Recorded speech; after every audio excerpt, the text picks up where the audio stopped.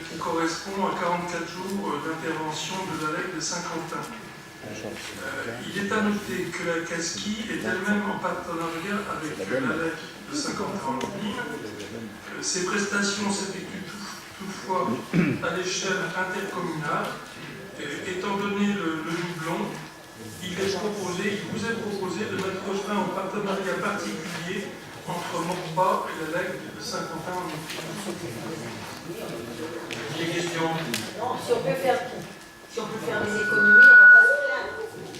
Oui, tu peux me laisser parler. Si, on va me donner la parole. Si on pouvait faire des économies, nous n'allons pas nous plaindre. Très bien. Je passe au vote. Qui est contre? Qui s'abstient? Adopté. Je vous remercie. Merci, question.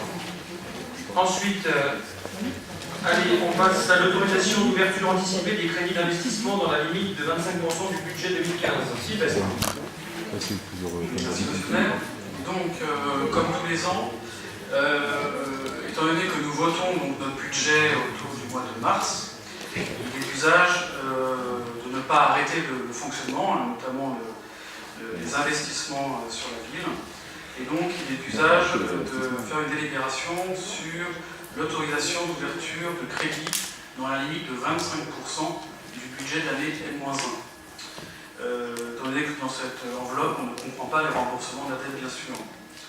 Donc, lorsque l'on regarde chapitre par chapitre le budget de 2015, il est demandé, donc, on peut monter jusqu'à une enveloppe de 988 000 euros à engager entre le 1er janvier et la date du budget, donc autour du 22 mars.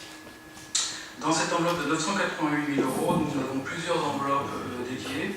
La première étant le secteur énergie, patrimoine bâti, pour une enveloppe de à peu près 600 000 euros. Dans cette enveloppe de 600 000 euros, nous avons principalement la réfection du groupe scolaire La Manière pour 500 000 euros. Et le reste des conformités diverses et variées techniques.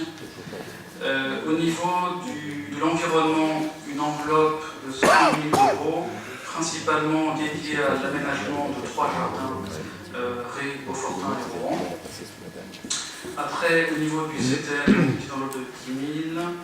Et puis ensuite, nous avons donc une enveloppe de 95 000 sur le centre nautique. Et études du centre-ville donc pour 25 000 euros, donc des études. Réfection du groupe scolaire de la GEO, donc une partie géomètre pour 35 000 euros. Et puis une enveloppe dédiée de 100 000 euros pour ce qui est schéma directeur informatique. Voilà. Si vous avez des questions sur ce plan de financement. Monsieur Hay. Ça correspond à quoi le centre nautique, 95 000 euros? Alors c'est l'enveloppe maximum qui était permise et ce qui permet de continuer les études pour l'avenir du centre nautique et d'entamer la démarche de prendre un programmiste cette fois-ci. Je prolonge un peu ma question, parce que pour vous autoriser à une ouverture anticipée, on l'a fait plein de fois, c'est normal, c'est mécanique, il n'y a pas de problème. Mais alors, sur le centre nautique, on a déjà engagé quelque chose, hein, parce que le monsieur qui est venu nous présenter tout à l'heure de manière fort savante, le diagnostic, Alors, on est où? c'était l'étude de faisabilité. Maintenant, il faut prendre un programmiste pour déterminer le scénario dans le détail avec enfin, tout ce que vous connaissez quand on prend un programmiste avant de lancer des marchés de travaux. Voilà. Donc c'est l'enveloppe que vous prévoyez pour continuer le travail qui a été présenté ce soir. Voilà, c'est l'enveloppe maximum. Oui. C'est pas forcément celle que ça va coûter. Donc je vous repose ma question. Pour l'instant, ça nous a coûté combien l'intervention de monsieur, le travail qui a été effectué Pas dans le détail. Non, ça à la louche, je ne vais pas être très, très exigeant. Mais arrondissez-moi ça au millier d'euros. 30 000 euros. 30 000. C'est ça 30 000 euros. Quand même. Quand même, 120 000 euros. Quand même. Pour dire ça. Les campings sont dans les 95 000. Non, en plus. Oh là là là là. Question. Monsieur Chapa, vous avez une question? Non. Monsieur Baz. Oui, sur le contenu de l'étude d'aménagement centre-ville. Parce que je crois qu'on avait déjà fait des études sur le centre-ville pour l'aménagement. 100 000 euros, d'ailleurs, une étude-là, en fait, on avait fait la demande. La première qui a été faite sur le centre-ville, toujours pas. Donc, on aimerait la voir pour savoir à quoi on a servi, à quoi a servi tout cet argent et ce qu'il préconise. Et sinon, pour cette délibération, en dehors du fait que si vous pouvez nous donner la précédente étude, s'il vous plaît, le contenu de l'étude d'aménagement actuel qui est prévu pour 2016.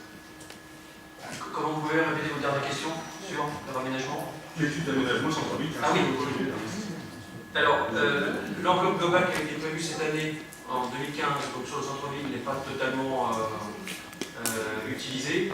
L'année prochaine, c'est l'étude. Alors, il y aura une concertation qui sera engagée avec les Morpasiens. Là, l'étude qui continue, c'est surtout une étude de faisabilité technique, parce qu'on rencontre apparemment, enfin, l'étude nous dit qu'il y aurait peut-être de l'amiante sur les de la Côte d'Or ou aux alentours, donc il faut carotter pour faire des analyses avant de s'engager dans des travaux. Et c'est également une étude de rotation de la circulation, parce qu'avant de s'engager dans la réalisation, je dirais, de la restructuration de l'entrée de ville et de cette partie du centre-ville, il faut qu'on fasse une étude de rotation pour savoir réellement quelles sont les places libérées, s'il y a vraiment une saturation en nombre de véhicules, s'il n'y en a pas. Donc ça permettra après de jauger s'il faut crée des places de parking en longue durée, en très courte durée. On pourra stationner son Et de savoir s'il faut augmenter le nombre de places de parking ou pas. Voilà. C'est la continuité, mais là on n'est pas encore dans les travaux. Et après, au budget 2016 en mars, là on retrouve la grosse enveloppe qui va vraiment démarrer les travaux. On était qu'aux phases d'études. Et on vous enverra le dossier. Que ce soit inscrit. Oui, on vous l'enverra. Il y avait l'étude de l'année dernière, l'étude qui a été terminée. On vous l'enverra. Monsieur Day. Et elle m'était sortie de l'esprit celle-là. Lorsqu'on engage 25% d'un budget d'investissement à hauteur d'à peu près 1 million, ça veut dire qu'on va avoir une vitesse de croisière à 4 millions pendant les 4 ans à venir de l'investissement ou pas? Je pose la question à M. Donien de manière très aimable. Je voudrais juste savoir, parce que je prends mes précautions maintenant, vu les réactions que ça génère. Non, c'est un engagement de dépenses maximum. Donc après, le million, il faudra voir s'il sera, à mon avis, il ne sera pas dépensé sur 3 mois. Ça va prendre forcément du temps, il y a forcément un décalage, un chiffre dans les plans. Si je vous pose cette question, M. Denion, c'est que je ne dissocie pas ma réflexion de ce qui nous a été présenté tout à l'heure et des coûts que ça représente en matière d'investissement de l'édification d'un nouveau centre nautique. Vous voyez, j'essaie de mettre en relation la vitesse de croisière que vous engagez pour les 4 années à venir en matière d'investissement et ce qui nous a été présenté en préambule de ce conseil tout à l'heure. C'est tout, hein, j'essaie de voir comment vous allez faire, quelle équation vous allez poser. Il faudra en débattre gentiment, hein, peut-être que vous ne savez pas encore, hein, je ne sais pas. Juste une dernière question. Donc il y a beaucoup d'études quand même qui sont faites, ce qui coûte très cher en plus. Donc sur la dernière étude, pour revenir sur le centre-ville, est-ce que vous êtes en capacité de nous donner un exemple de préconisation de cette étude qui a été faite, je crois, pour 80 000 €, je ne sais plus. Un exemple de préconisation que cette étude a donnée et qui s'est matérialisée concrètement. Parce que c'est bien de faire des C'est fait. Allez-y, monsieur Lattal. J'ai pas entendu. Non, on est à l'étude du diagnostic. D'accord. Vous avez raison de dire que alors, il faut qu'on étudie forcément avec un programmiste pour qu'on ait des scénarios d'architecte et d'urbaniste. Je parle pas de ça. Alors, quelle est votre question? Donc ma question sur l'étude qui a été faite en 2015, qui a été financée, qui a été terminée. Donc nous on a fait la demande du rapport il y a déjà plusieurs mois, donc ça remonte. Elle n'est pas encore terminée. Celle du centre-ville, elle n'est pas encore terminée. Ah non, il y a encore des comités de pilotage au sein de la ville avec les élus référents. Il y a celle de l'étude commerciale de l'année dernière qui a été menée, c'est en bas blindé, mais l'étude elle-même du centre-ville, elle n'est pas encore terminée pour la simple raison que quand on a voté le budget, c'était fin mars, début avril, il a fallu écrire les cahiers des charges, lancer les marchés, faire les études, et donc tout ça a pris du temps, et donc il y a beaucoup de choses aussi qui se bousculent et qui arrivent en fin d'année. Voilà. Lancer les marchés. Mais c'est pas, il y avait une enveloppe qui avait été projetée, mais c'est pas forcément celle qui est consommée. Voilà. Bien, la main.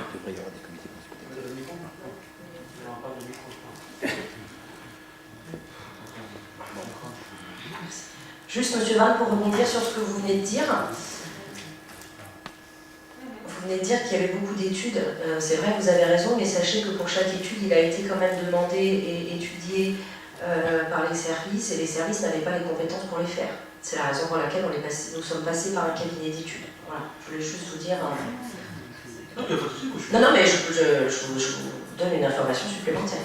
Mais c'est juste par rapport à... Je ne sais pas si vous prenez la présentation qu'on a eue tout à l'heure, qui était très bonne qualité.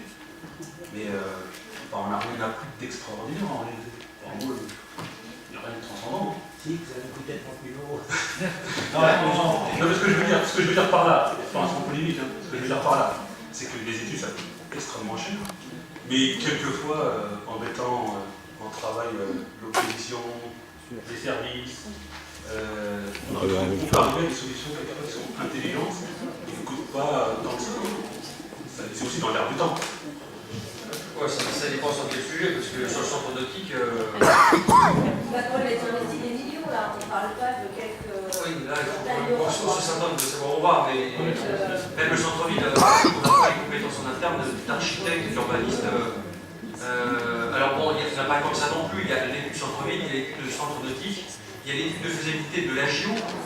Ça aussi, pour restructurer l'ensemble du groupe scolaire, il faut qu'on passe par un cabinet qui nous accompagne. Tous ces gros sujets qui coûtent des millions, on est obligé de passer par des experts dont on n'a pas les compétences en interne. Si, en tout cas, et sachez qu'on est garant aussi de l'argent public, si toutefois on avait eu les compétences, on l'aurait fait. Ça, c'est certain. Sauf que nous ne les avons pas. Alors, il y a un suivi, évidemment, de notre personnel qui est derrière, qui contrôle, qui apporte aussi son expertise dans la limite de ce qu'ils savent faire, mais ça s'arrête là. Après, pour avoir des projections, c'est compliqué.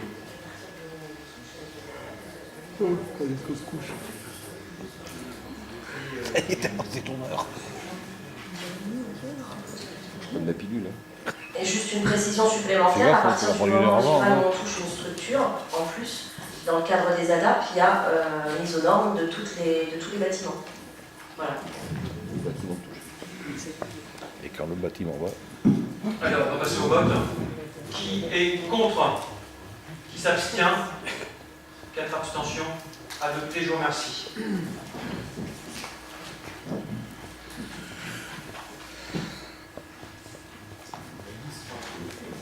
Ensuite, si laisse, on continue avec les autorisations de bureau comptable qui datent de 96. Voilà, donc cette nouvelle délib est assez intéressante.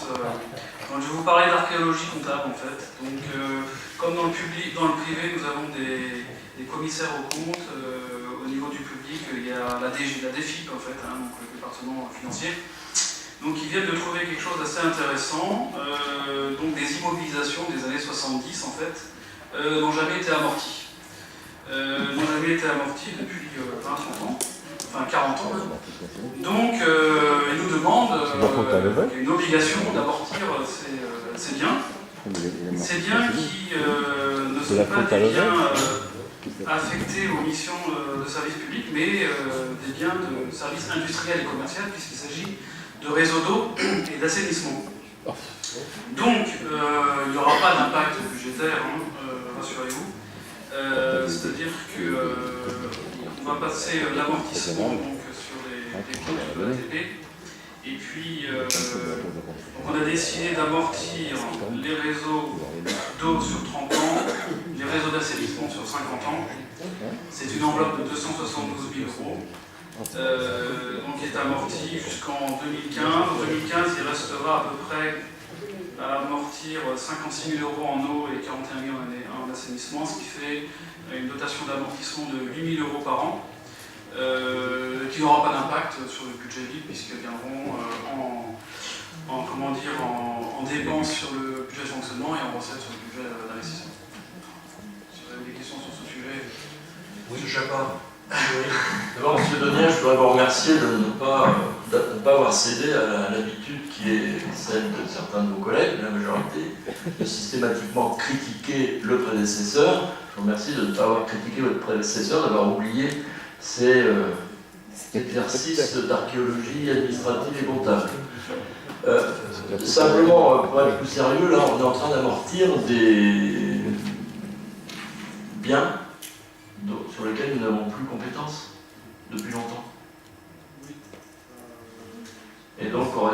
transférer, et je ne vois pas pourquoi on amortit alors que il suffirait de les transférer ailleurs. Ils ont été engagés sur le budget. Oui, je sais. Et pourquoi on ne les transfère pas à ceux pour compétences qui se débrouillent, eux? Enfin bref, c'était qu'une question. On va passer au vote. Qui est contre? Qui s'abstient? Adopté. Alors le CCAS, subvention, avance de subvention de 2016 de 200 000 euros. Oui, donc, comme tous les ans, nous faisons une avance du budget libre pour le CCAS. Le CCAS gère un budget d'1,5 million à peu près. Et sur ce budget d'1,5 million, la mairie contribue à hauteur de 30%.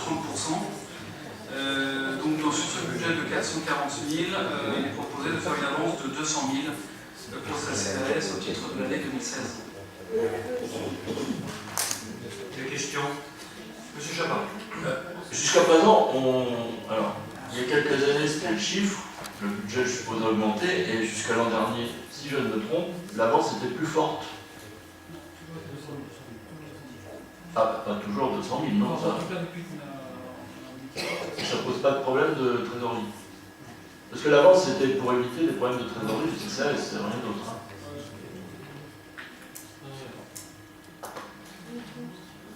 D'autres questions? Qui est contre? Qui s'abstient? Adopté, je vous remercie. Vente d'un logement communal.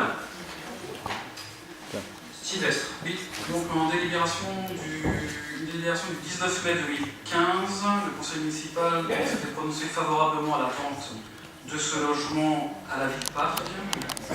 Un logement qui a été évalué par les services des domaines à 210 000 €. Donc c'est un F4, 93 mètres carrés, 3 chambres, parking, jardin, garage. Et donc le prix conclu est de 189 000 €. Donc il est proposé au conseil municipal de prendre acte des différentes opérations comptables. À titre indicatif, je rajouterai que ce bien coûtait en fonctionnement également, puisqu'il y avait une taxe foncière de 900 € par an. Et 900 € par an. Et le détail de syndic, les coûts de syndic de 6 000 €, donc à peu près une enveloppe de 7 000 € de fonctionnement.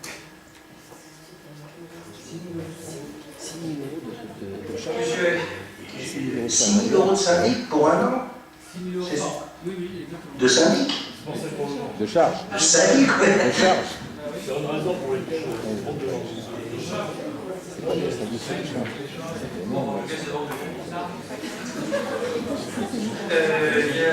On va passer au vote. Qui est contre?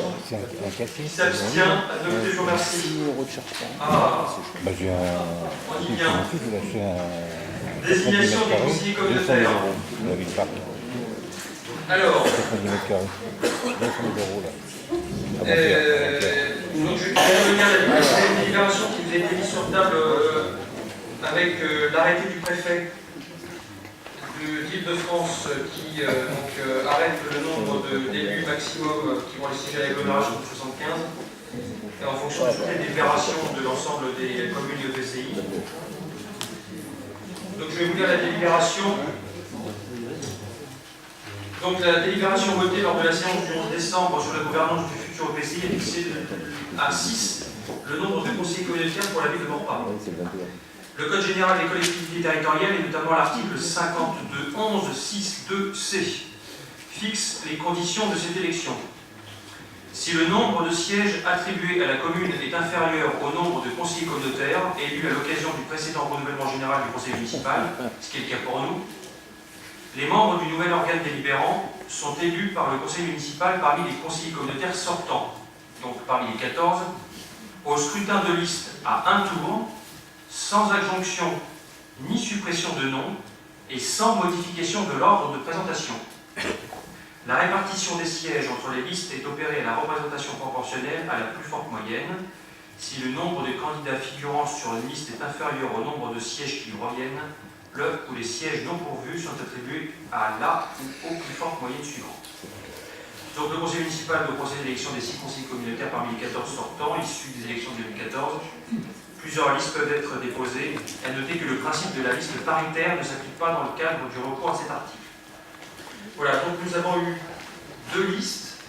Donc la liste de la majorité présentée par moi-même, avec en premier donc Grégory Garistier, Myriam de Bupois, Erwan de Gall, Véronique Rocher, Sylvestre Denain et Laurent Burson, donc sinon, et la liste de Michel Chapa, avec donc Michel Chapa, Florence Barry-Schwarzman et Pierre Le Guérinaire. Voilà. Oui, Michel. Oui. Alors, moi je souhaiterais intervenir, mais pas seulement en mon nom propre, mais au nom d'un certain nombre de mes collègues. On se trouve dans une situation ce soir où on entérine un acte fort de rentrer dans la communauté. On a eu des débats au cours de ces derniers mois sur le sujet. La position de l'équipe majoritaire est très claire. On a toujours contesté cette appartenance à la communauté des étangs, qui était un épisode, je ne sais pas comment le qualifier, pittoresque, je veux dire. Bon, mais non adapté à la situation. On a eu à prendre position sur ce truc énorme de 800 000 habitants. On a contesté là l'unanimité des collectivités consultées et leur action a fait qu'on est revenu à des conditions beaucoup plus humaines avec ce que je vais appeler une caisse élargie de 75 000 habitants. Et pour prendre cette position, on a affiché clairement dans toutes les séances de conseil, on est passé aussi par une consultation, un échange de la population. À ce moment-là, nos collègues de l'opposition ont pris des positions qui étaient les leurs. Pour moi, pas toujours très claires. On a deux bulletins entre les mains, indépendamment du bulletin blanc, dont celui de la liste menée par M. Chapa. Alors je vais essayer de ne pas retomber dans cette plaisanterie de savoir si vous êtes de droite ou de gauche. Peu m'importe, à la limite. Ce qui est beaucoup plus important, c'est de savoir quel est, M. Chapa, votre démarche, votre état d'esprit, votre volonté, dans quelles conditions d'action ou de conviction vous postulez à un poste de délégué à la communauté de la Nouvelle-Calédonie. Ce n'est pas une profession de foi que je vous demande, bien sûr, encore une fois, mais au moins pour balayer tous ces commentaires humoristiques des uns et des autres que je n'ai pas fait moi, mais qu'on pourrait comprendre, ce qui serait peut-être normal avant le vote, que vous disiez un petit peu comment vous vous positionnez par rapport à cet acte volontaire. Votre avenir professionnel.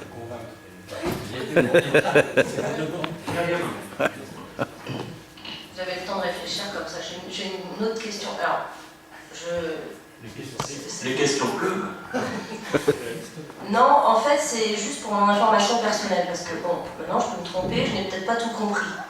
Mais au vu de la liste qui nous a été distribuée, bon, ça fait effectivement, comme le disait à juste titre Michel, que ça fait des mois qu'on parle de l'entrée dans cette interco. J'ai toujours entendu, alors maintenant je me trompe peut-être, mais M. Vann pour l'entrée dans cette interco, et M. Chapa, M. Le Guérinel aussi, effectivement, et M. Chapa être contre, parce que vous étiez plus un pro CCE, parce que vous faites même partie d'un comité. Alors, moi je voulais juste essayer de comprendre, c'est tout. C'est quoi votre question là, que vous me posez? La question, c'est que vous êtes tête de liste, enfin sur une liste même qui comporte 3 noms, à l'interco, alors que vous étiez contre l'entrée dans l'interco. Est-ce que vous croyez que c'est le débat ce soir là? Ah non, mais je crois rien du tout, j'essaie juste de comprendre. Vous êtes en train de faire un débat qui a quelques mois, alors je vais vous dire en quelques mots. Est-ce qu'il y a d'autres questions parmi vous de cette nature? M. Garastier, vous avez peut-être une question? C'est pas vraiment une déposée. Non, il n'y en a pas d'autres, tant qu'on y est. Pas d'autres. Voilà.